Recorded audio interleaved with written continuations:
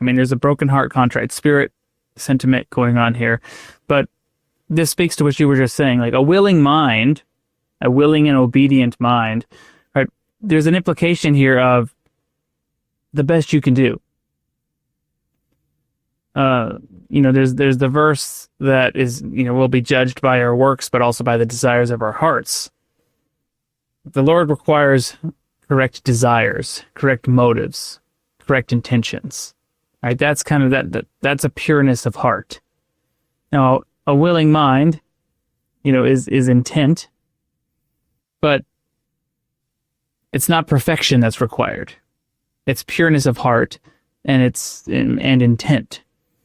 And that is a requirement that we can all meet, regardless of where we're at in our spiritual journey and our level of understanding and commitment to the gospel. Like, wherever we are, we can offer the desires of our heart, and we can offer up willingness to be a disciple of Christ.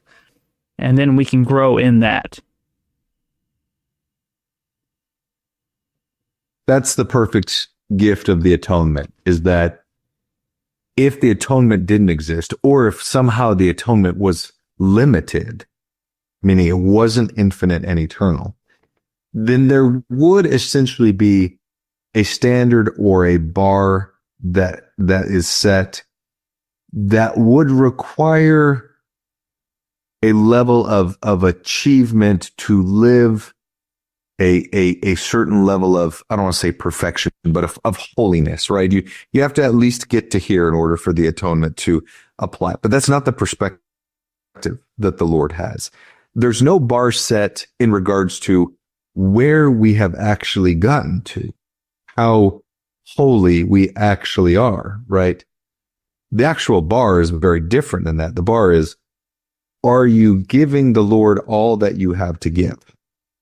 And that's a very different perspective and a very different bar to be set. That seems obvious on the surface, and I think it's easy to say that.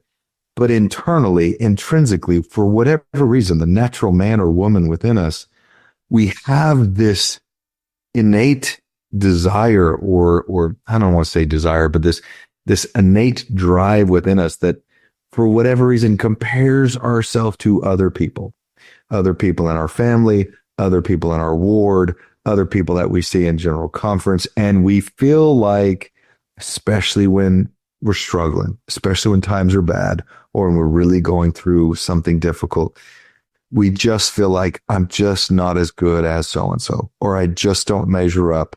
There's something wrong with me. I'm broken. The gospel is great for everyone else. It just doesn't work for me, right?